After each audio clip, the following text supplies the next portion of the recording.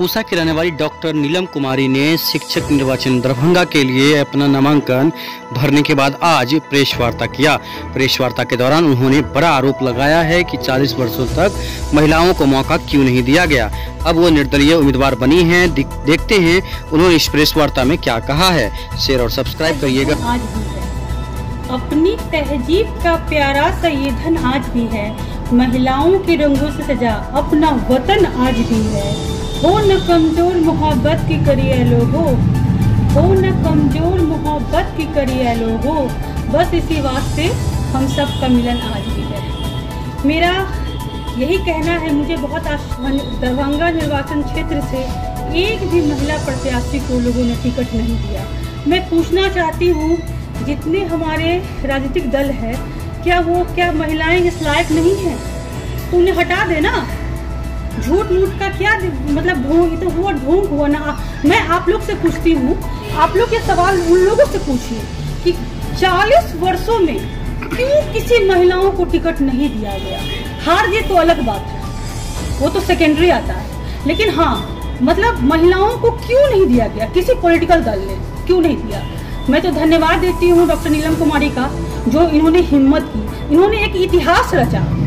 यदि हम सामने आएंगे तब तो जीत है या हार है, लेकिन लोग कहने के लिए बड़ी बड़ी बातें करते हैं। अरे हम महिलाओं का विकास चाहते हैं, ऐसा चाहते हैं, वैसा चाहते हैं। फिर क्या महिलाएं इस लायक नहीं है कि वो विधान परिषद में जाएं? मैं पूछना चाहती हूँ ये सवाल, मेरे अंदर पता नहीं क्यों ये सवाल बार बार उठता है कि आखिर क्यों किसी महिलाओं को इन लोगों ने टिकट नहीं दिया, क्यों इतना मनोबल कमजोर कर दिया। क्या कोई महिलाएं प्रोफेसर नहीं है क्या उस लायक नहीं है? मैं पूछना चाहती हूँ एक बार आप लोग, ये क्वेश्चन मेरा आप लोग से निवेदन है। मेरे अंदर, मेरे जहन में, मेरे अंदर में ये बात बार बार आता है कि आखिर क्यों इन लोगों ने, किसी पॉलिटिकल दल ने भी क्यों किसी महिलाओं को टिकट नहीं दिया, क्यों महिलाओं को इस लायक नहीं समझा कि वो विधान परिषद में जा सके। ये क्वेश्चन, बस मेरा ये क्वेश्चन है, और ये क्वेश्चन मैं हम तमाम लोगों से बोलती हूँ। और आप पूछिए, जो भी नेतागण आते हैं अपना वोट मांगने आएंगे, उनसे ये पूछिए कि भाई आप लोग बताइए कि आप लोग के दिल में महिलाओं के लिए क्या सम्मान है। तो कहेंगे भाई बड़ी बड़ी बातें कहेंगे हाँ बहुत सम्मान है, हम चाहते हैं महिलाओं को वहाँ देखना, यहाँ देखना, हमें जिताइए, महिलाओं का तो हम लोग मान बढ़ाएंगे। तो फिर आप पूछिए उनसे कि ठीक है आपकी बात हम मानते हैं, आप एकदम सच बोल रहे हैं, एकदम राजा हरिश्चंद्र की तरह बिल्कुल सच बोल रहे हैं। फिर आप लोगों ने किसी महिलाओं को टिकट क्यों नहीं दिया? विगत मतलब 40 ईयर्स में, एक युग होता है 40 ईयर्स। मेरा बस यही कहना है। आपका नाम क्या हुआ? तनुश्री। मेरा क्वेश्चन बस यही है, क्वेश्चन मार्क, कि 40 वर्षों में आपने किसी महिलाओं को टिकट क्यों नहीं दिया, किसी पॉलिटिकल पार्टी ने क्यों नहीं दिया। क्यों कहते हो कि हम महिलाओं का उत्थान करेंगे। मैं तमाम, यदि जिस भी प्रेस रिपोर्टर, जितने हमारे मीडिया कर्मी हैं, यदि उन लोगों में आन मान शान है, मैं सच कह रही हूँ, तो आज जितने आपके आते हैं कैंडिडेट, आप उनसे पूछिए कि रियली आप लोग के दिल में महिलाओं के लिए क्या भावना है। यदि भावना सच्चा है तो फिर ऐसा क्यों? ये बहुत बड़ा सवाल है मेरे ख्याल से, मुझे लगता है ऐसा। उमा पांडे महाविद्यालय में मैं इतिहास विभाग में कार्यरत मिलेंगे। मैं इतिहास विभाग की HOD हूँ, साथ ही मैं टीचर्स एसोसिएशन की सेक्रेटरी भी हूँ।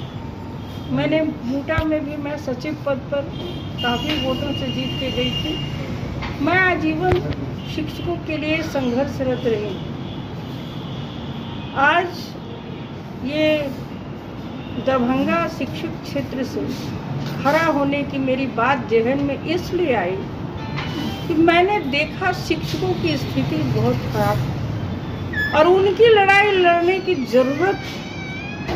जो शिक्षक राष्ट्र निर्माता है, राष्ट्र की धुरी है, किसी भी राष्ट्र का विकास अच्छे शिक्षक के बिना संभव ही नहीं है।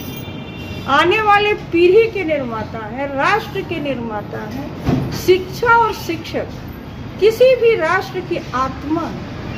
उनका मनोबल, उनकी स्थिति खराब होना किसी भी राष्ट्र के लिए सही नहीं, और ये आवश्यकता है उनकी लड़ाई लड़ने की, उन्हें उचित सम्मान प्रदान करवाने की, उसके लिए प्रयास करने की, उन्हें उनकी रोटी मिलनी चाहिए, उनको हर तरह से उनका मनोबल मजबूत होना चाहिए, तभी तो आने वाली नस्लों का मनोबल मजबूत करेंगे। आप देख रहे हैं आज क्या स्थिति है, कॉलेजेस में गेस्ट टीचर की बहाली है, 8 महीने हो गए उनको पैसा नहीं मिलता है। एक तो अपने ही महाविद्यालय में उन्हें अतिथि बना दिया गया। सबसे पहले आपको अपने घर में भी अतिथि बना दिया जाए तो आपका मन कितना टूटेगा, आपका मनोबल कितना टूटेगा। और जो भी पैसा मिलता था वो भी नहीं मिल रहा है। जब वो आवाज़ उठाते हैं तो लाठी डंडे उन पर पड़ते हैं। जरा आप ही सोचिए, क्या एक शिक्षक के साथ ये सलूक होना चाहिए? क्या यह न्यायोचित है? क्या यह उचित है? कदापि नहीं, कदापि नहीं। यह बर्दाश्त के योग्य बातें नहीं है। दूसरी ओर स्कूल में आप देखिए, नियोजित शिक्षक बना के उनका वेतन अलग करके, कम करके उनके मनोबल को कम करने का प्रयास है। हर जगह बंटवारा शिक्षक में ही डिवाइड एंड रूल, जो ब्रिटिश की नीति थी कि फूट डालो और रात को डिवाइड एंड रूल, वो हमारे टीचरों में ही डिवाइड एंड रूल हो रहा है। कितनी गलत बात है। मेरा कहना है समान काम और समान वेतन। काम यदि आप बराबर लेते हो तो पैसा भी उन्हें बराबर ही दीजिए, उनका मनोबल कमजोर मत कीजिए। उनके सम्मान में कहीं भी आप कहीं भी सम्मान को ठेस नहीं पहुंचाइए। इसलिए एक शिक्षक को ठेस पहुंचाना तो राष्ट्र को ठेस पहुंचाने के बराबर। मैडम एक बात बताएं कि जिन शिक्षकों के पास डिग्री पूरी है और जानकारी अधूरी है, ऐसे शिक्षकों के खिलाफ क्या करेंगे आप? आज डिग्री पूरी और ज्ञान अधूरा, आप हाँ, ये कह रहे हैं। हाँ, जानकारी अधूरी। अब हमारी बात एक बात और सुनिए, इसमें शिक्षक का कोई दोष है? यदि ज्ञान अधूरा है तो डिग्री कैसे मिलेगी? वही आगे ज्ञान अधूरा है तो डिग्री कैसे मिलेगी? और डिग्री मिली है तो ज्ञान पूरा है, इसका तो मतलब है उनका ज्ञान पूरा है। या आपके सिस्टम का दोष होगा, इसमें शिक्षक का कहाँ दोष है? यदि उनका ज्ञान सही नहीं था तो अपने डिग्री क्यों दी?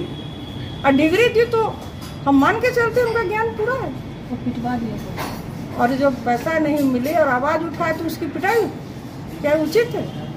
उतना ही नहीं, जो प्राइवेट महाविद्यालय हैं, एफिलिएटेड महाविद्यालय हैं, उसमें तो कितने टीचर की मृत्यु हो गई, उनका कितने को तो मानदेय तक नहीं मिला, अब मिला भी तो बहुत कम। बताइए आप, यदि आप नहीं सक्षम थे तो महाविद्यालय को स्वीकृति ही नहीं देते।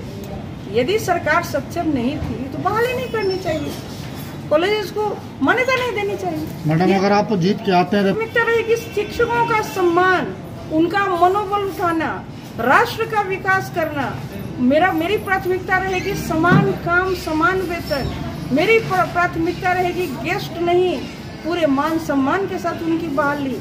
जो एफिलिएटेड कॉलेजेस है वहाँ के शिक्षकों का नियमितकरण होना चाहिए, उन्हें बराबर पैसा मिलना चाहिए। ये सारी बातें होंगी, सारी तो कमी ही कमी होंगी। कितने स्कूल जर्जर अवस्था में है, कितने में टॉयलेट नहीं है, कितने में चपरासी नहीं, बहुत तरह की दिक्कतें। जब मैंने घूमा मुझे इतना पता नहीं था, जब मैं घूमी हूँ तो मैंने जो देखा तो कहीं कहीं तो मुझे आंसू आ गए। एक टीचर उनको बताया कि आज तक उनको पैसा ही नहीं मिला।